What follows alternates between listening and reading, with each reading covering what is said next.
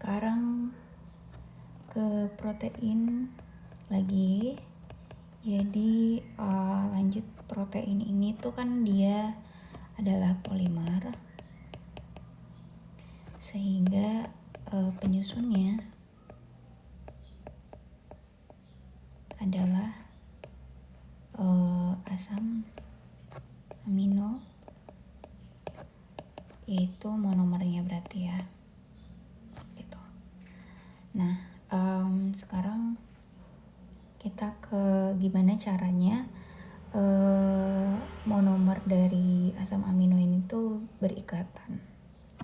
Jadi digambarin lagi, di sini ada dari C tangannya 4 kan, terus C di sini berikatan dengan O, OH, H, kubus R di sini, N, H.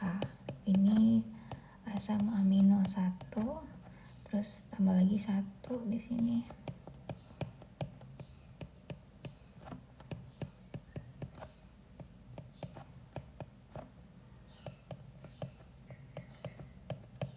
Nah, ini asam amino kedua.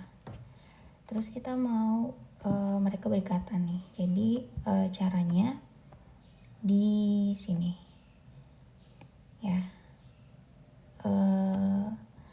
Nanti akan keluar berarti H2O. Nah, kalau keluar H2O berarti sama dengan ikatan glikosidik pada glukosa.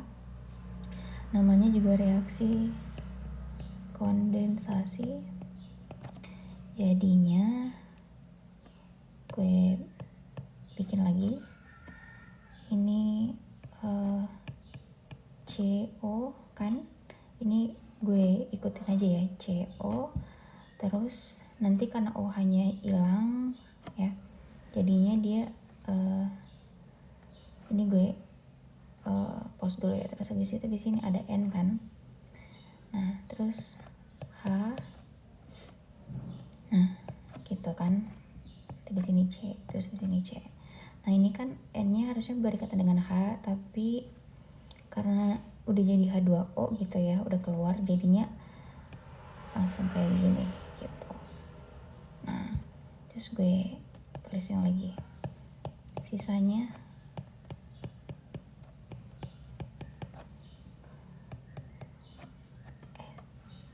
sorry, beda gini ya. Oke, R-nya di sini.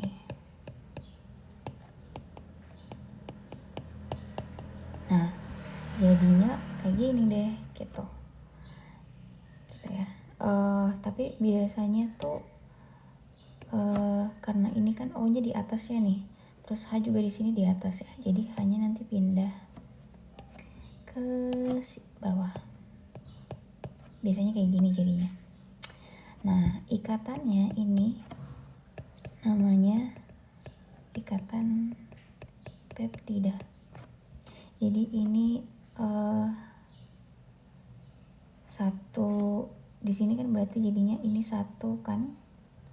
Nah, ini 1 asam amino, terus ini 1 asam amino. Terus ikatannya berarti di bagian sini. Ikatannya namanya ikatan peptida. Nah, jadinya namanya karena mereka udah berikatan, karena melibatkan 2 asam amino, jadi namanya itu dipeptida. Jadi peptida ini tuh ya kayak satuannya atau kayak ujung-ujungnya untuk protein.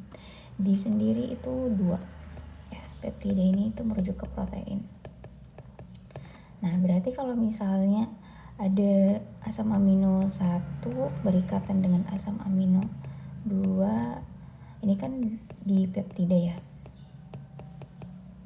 Terus kalau misalnya ada asam amino 1, asam amino 2, asam amino 3, ini berarti apa namanya? Namanya berarti polipeptida. Familiar kan? Jadi kayak karbohidrat aja gitu formulanya, cuman beda di peptidanya ini. Nah berarti kalau di peptida itu ya 2 asam amino, sedangkan kalau polipeptida itu lebih dari 2 asam amino gitu. Nah jadinya ketika jadi gimana sih panjangnya polipeptida gitu kan, karena lebih dari 2 asam amino itu berarti panjang banget gitu ya, panjang banget. Kayak kalau misalnya ini adalah berarti ini bisa aja lebih dari 2 asam amino kan gitu ya. Kalau misalnya kita mau zoom lagi, ini misalnya ini 1 asam amino, ini 2, ini pasti lebih dari 2 banget. Nah, tapi ujungnya kalau kita lihat di sini selalu ujungnya NH2 ya, ini ujungnya pasti NH2 dan ujung satunya lagi pasti COOH. Berarti ya kita bisa tulisin di sini selalu ada ujungnya pasti NH2 kayak ikan gitu ya, ekor ikan. Terus yang di sini pasti ujungnya OH gitu.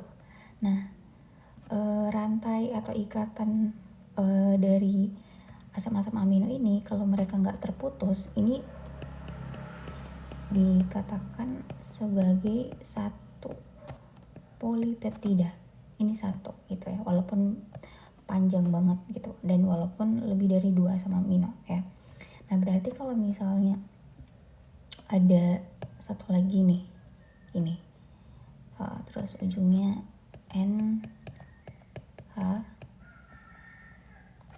terus ya ini ya banyak gitu ya asam aminonya, terus ujung satunya lagi COOH ya. Terus mereka tuh nanti somehow berikatan, ujung NH2 ini yang ini berikatan dengan yang bagian sini.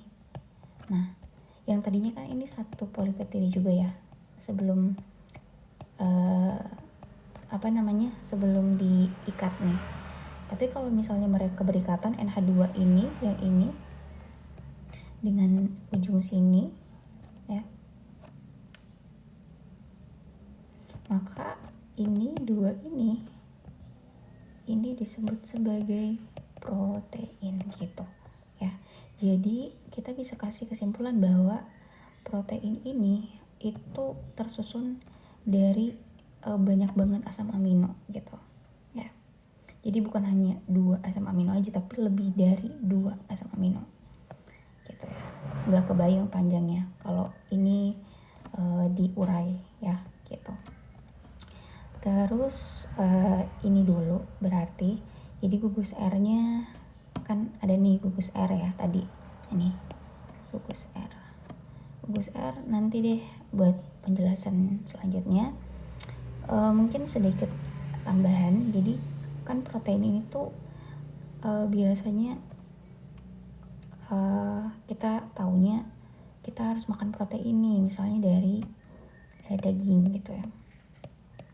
Nah daging ini tuh kita makan kan, nah terus dicerna atau diurai secara fisik kan ya ketika kita ngunyah gitu ya. Terus nanti secara kimiawi.